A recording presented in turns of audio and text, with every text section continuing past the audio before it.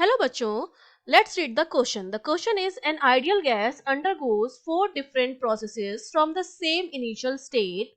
Four processes are adiabatic, isothermal, isobaric and isochoric.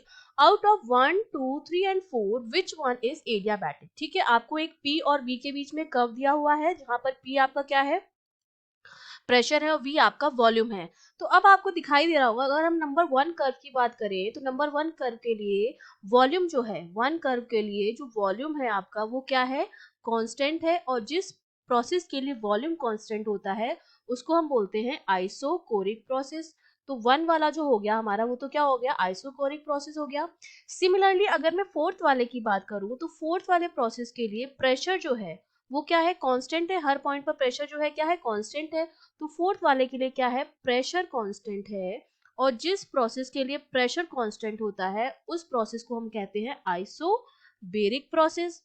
ठीक है, तो अब हमें सिर्फ दो प्रोसेस हमारे पास बचे हैं, 2 और 3। और दो प्रोसेस में हमारे पास बचा है आइसोथर्मल और एडियाबैटिक। तो हमें पता है कि आइसोथर्मल वो प्रोसेस होता है जिसमें टेम्परेचर जो होता है वो क्या रहता है, कांस्टेंट रहता है।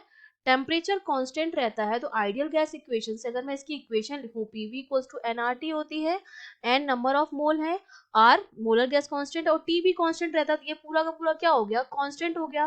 तो बेसिकली इसकी जो इक्वेशन बनती है पीवी इक्वल्स टू कांस्टेंट आती है। अगर मैं इसको डिफरेंशिएट कर दूं इस इक्वेशन को विद रिस्पेक्ट टू v, तो ये मेरा क्या बन जाएगा, ये मेरा बन जाएगा v dp upon dv plus p dv upon dv that is equals to 0। मैंने क्या किया, इसको डिफरेंशिएट किया है विद रिस्पेक्ट टू b। तो मैं यहाँ से लिख सकती हूँ कि मेरा जो B D P upon DV है जो किसके बराबर आएगा, minus P DV upon DV के बराबर आता है। तो मैं ये लिख सकती हूँ कि मेरा डीपी अपॉन डीवी जो आएगा, क्योंकि डीवी डीवी तो कैंसिल हो गया, तो डीपी अपॉन डीवी की जो वैल्यू आती है वो माइनस पी अपॉन वी के बराबर आती है। मतलब जो स्लोप आता है वो हमारा किसके बराबर आता है, माइनस पी अपॉन वी के बराबर आता है। अगर पी और वी के बीच में कर्व है तो जो स्लोप होता है वो माइनस पी अपॉन वी होता है। ये तो हो गई आइसोथर्मल की बात। अब अगर मैं एडियाबैटिक की बात करूं तो एडियाबैटिक की जो इक्वेशन होती है, एडियाबैटिक हमारा वो प्रोसेस होता है जिसमें सिस्टम और सराउंडिंग के बीच में किसी भी तरह का हीट एक्सचेंज नहीं होता है। दैट मीन्स इसके लिए डेल्टा क्यू जो होता है वो क्या होता है, 0 होता है। और इसकी जो इक्वेशन होती है that is PV gamma equals to constant. ठीक है, जहां पर गामा जो आपका होता है वो एडियाबैटिक कांस्टेंट होता है। अब अगर मैं इसको भी डिफरेंशिएट करूं विद रिस्पेक्ट टू बी, तो ये मेरा क्या बनेगा, P D V gamma upon DV plus V gamma DP upon DV that is equals to 0। तो यहाँ पर जो मेरा V gamma DP upon DV है उसकी वैल्यू किसके बराबर आ जाएगी, उसकी वैल्यू आ जाएगी minus P D V gamma upon DV के बराबर आ जाएगी। इसको जब मैं फाइनली सॉल्व करूंगी तो v gamma dp upon dv की जो वैल्यू आएगी वो आएगी minus P gamma v gamma minus 1 के बराबर आ जाएगी। अब इसको जब मैं फाइनली सॉल्व करती हूँ तो dp अपॉन dv की जो वैल्यू आती है यहाँ पर सॉल्व करने के बाद dp अपॉन dv जो मेरा आता है वो आता है minus gamma p upon v के बराबर। मतलब एडियाबैटिक के लिए जो स्लोप आया है वो कितना आया, minus gamma p upon v के बराबर आया है। इसको हमने क्या किया, सॉल्व किया है। ठीक है, वी गामा को हम यहाँ नीचे लेके गए, फिर वो वी गामा ऊपर जाएगा, तो ये हमारा जो फाइनली बन जाएगा वो क्या बन जाएगा, DP upon DV minus gamma P upon we.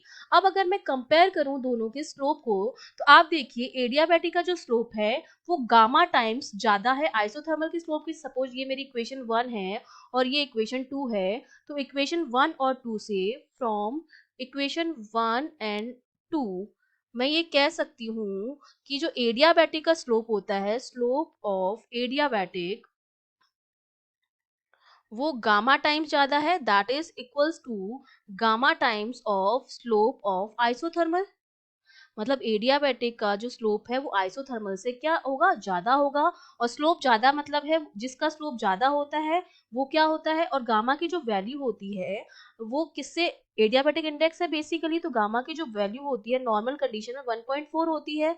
तो अब मैं ये कह सकती हूँ कि 2 और 3 में से जिसका स्लोप ज्यादा आएगा वो हमारा एडियाबैटिक होगा, और जिसका स्लोप कम होगा वो हमारा आइसोथर्मल होगा। और जब हम स्लोप की बात कर रहे हैं तो बेसिकली हम बात कर रहे हैं कौन सा स्लोप ज्यादा स्टीपर होगा, मतलब स्लोप जो हमारा होता है वो क्या होता है, टेन थीटा होता है, ठीक है।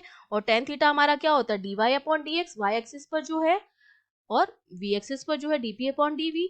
तो देखिए 2 वाले का जो स्लोप है वो ज्यादा है कंपेयर टू 3, इसका मतलब 2 वाला जो आपका होगा वो तो एडियाबैटिक हो जाएगा, ये ज्यादा स्टीपर है।